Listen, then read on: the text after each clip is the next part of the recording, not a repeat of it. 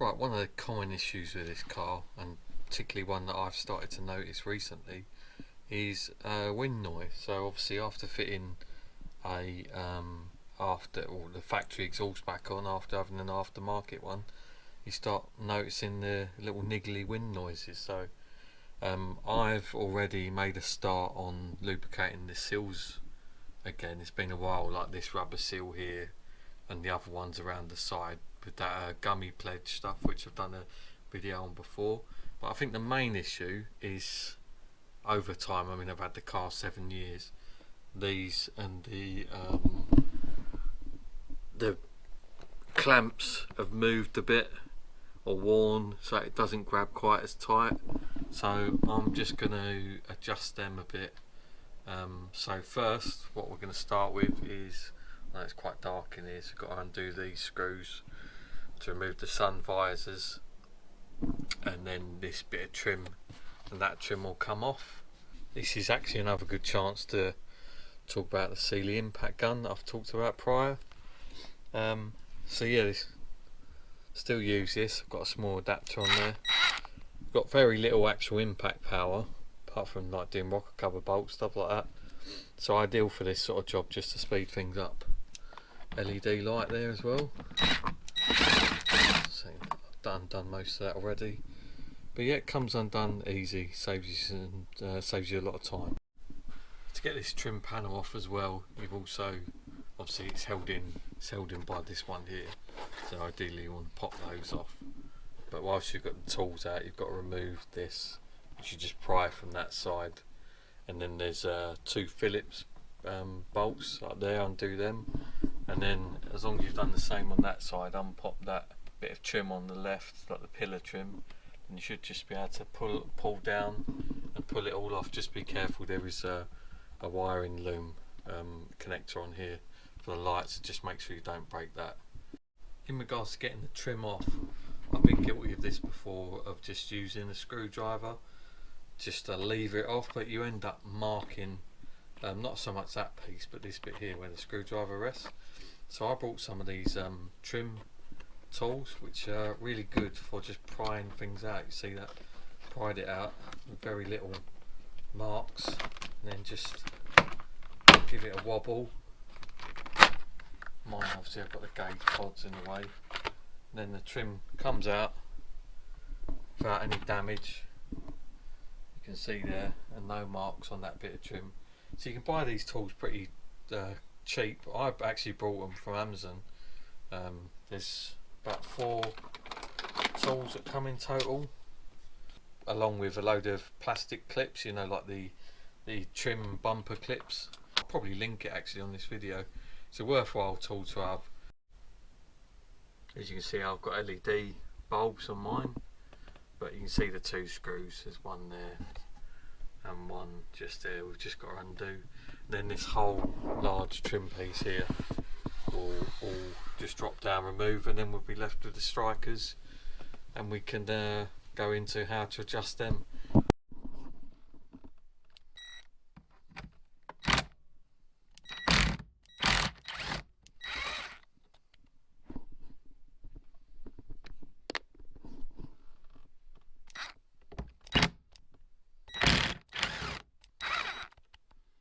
This is the clip that will hold it on quite tight. It sits in like this groove here, so yeah, you need a bit of force to get that off. Obviously don't go too mad, but it will have to pop off, and then you'll probably have to knock that back in.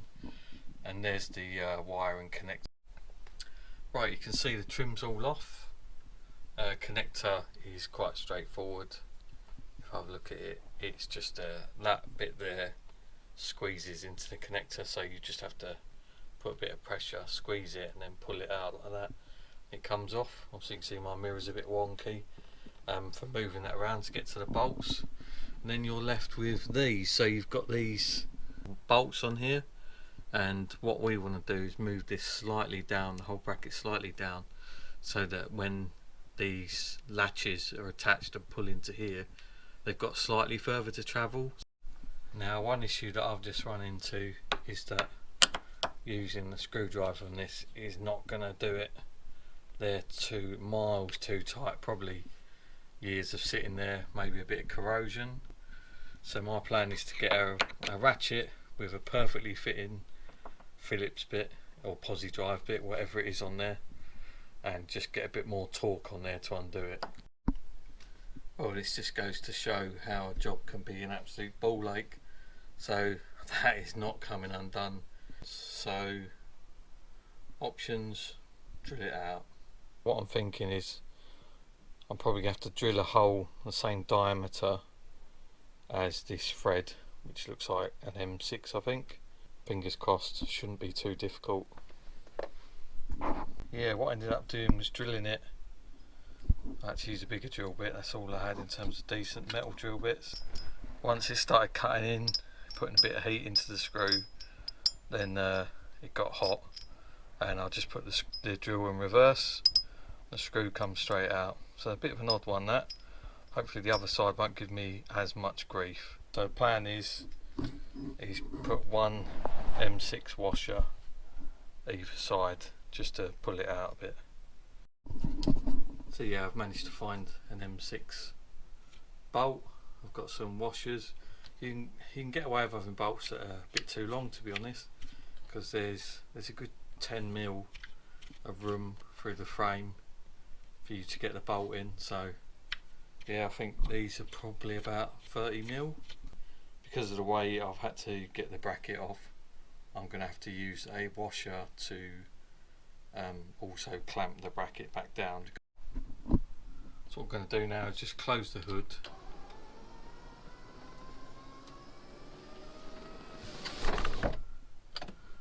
Give it a pull down, and then we're just going to check this alignment here, which looks alright. Closes snug. I think what we do is put another washer underneath, just bring it a tiny bit more down, and then it should pull it even tighter. So that's 2 washers on now. We'll just close it again. Kill my battery doing this. Pull it down a bit.